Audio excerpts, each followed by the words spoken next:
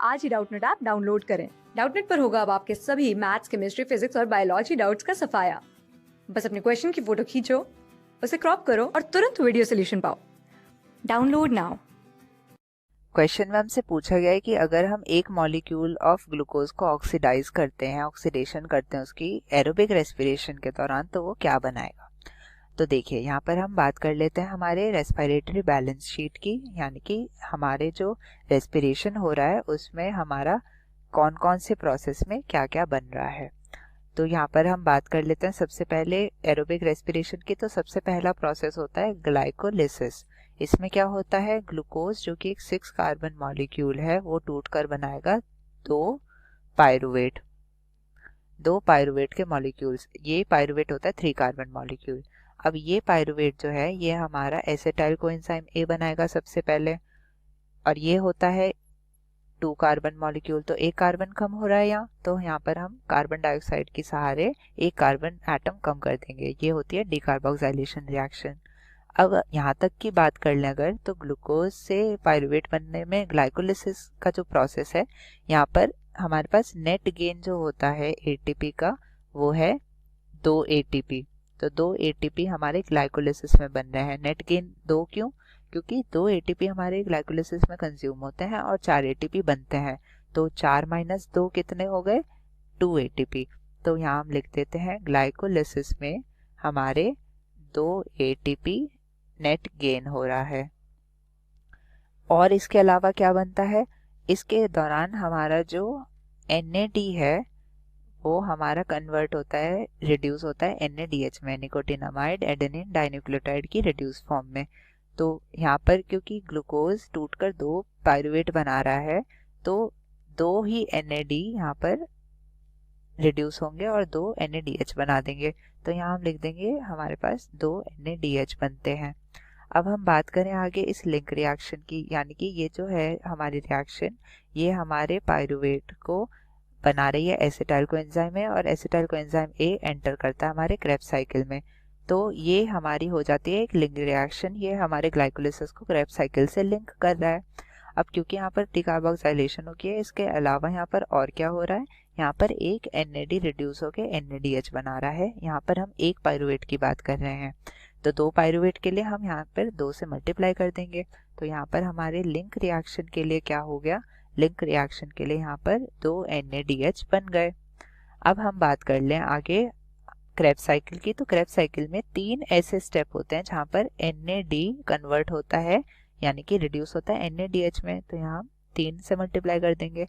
एक ऐसा स्टेप होता है जिसमें FAD रिड्यूस होकर FAD बनाता है, तो हम यहाँ पर इसे एक ही रहने देंगे।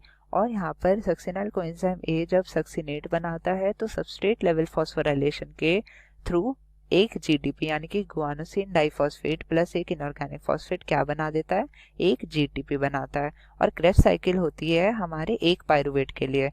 तो अगर हमें पूरे ग्लूकोज की बात करनी है तो हम क्या करेंगे, पूरे ग्लूकोज की अगर हमें बात करनी है तो हम यहाँ पर क्या करेंगे, बेसिकली इसको 2 से मल्टीप्लाई कर देंगे, यानी कि 2 बार साइकिल को चलाएंगे। तो क्या हो जाएगा, हमारे यहाँ पे 3 की जगह 6 हो जाएगा। तो हमारे अगर हम यहाँ पर लिख देते हैं अपने क्रेब्स साइकिल में क्या होगा, तो 6 NADH बन रहे हैं। फिर 2 से मल्टीप्लाई कर देंगे FADH को, तो 2 FADH बन रहे हैं। GTP जो बन रहा है 2 GTP बन रहे हैं। अब देखिए ये जो FADH और NADH हैं ये हमारे इलेक्ट्रॉन्स पास ऑन करते हैं हमारे इलेक्ट्रॉन ट्रांसपोर्ट सिस्टम को, जो कि 5 कॉम्प्लेक्सेस का एक समूह है। अब इसमें क्या होता है, इलेक्ट्रॉन एक कॉम्प्लेक्स से दूसरे कॉम्प्लेक्स जाता है, इस वजह से क्या होता है, हमारा ये सब काम हो कहाँ रहा है, क्रेब्स साइकिल होती कहाँ है, हमारे माइटोकॉन्ड्रिया के मैट्रिक्स में, और ETS हमारे इनर मेम्ब्रेन ऑफ माइटोकॉन्ड्रिया में। तो क्या होगा, हमारे जो प्रोटॉन्स हैं वो हमारे इंटर मेम्ब्रेनल स्पेस में इकट्ठे हो जाएंगे। इससे क्या बनेगा, एक प्रोटॉन ग्रेडियंट। और ये जब हमारे कॉम्प्लेक्स 5 के द्वारा यानी कि ATP सिंथेज के द्वारा ऐसे शटल डाउन करेंगे नीचे हमारे मैट्रिक्स की तरफ, तो वो एनर्जी काफ़ी होती है हमारे ADP प्लस इनऑर्गेनिक फॉस्फेट को ATP में बदलने के लिए।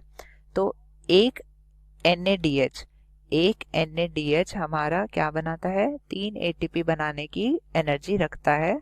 और जो हमारा एक FADH है वो हमारे 2 ATP बनाने की एनर्जी रखता है, यानी कि इतने वो बना देगा।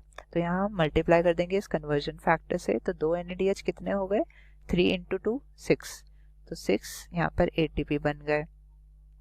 2 NADH थे, 1 NADH से 3 बनते हैं, तो 2 से 6। अब यहाँ लिंक रिएक्शन में 2 NADH थे, तो यहाँ भी हमारे 6 ATP बन गए।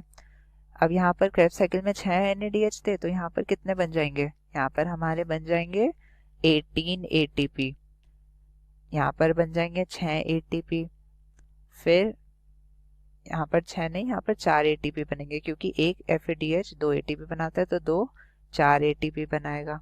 और ये GTP जो होता है ग्वानोसिन ट्राइफॉस्फेट, ये एनर्जी इक्विवेलेंट होता है हमारे ATP के।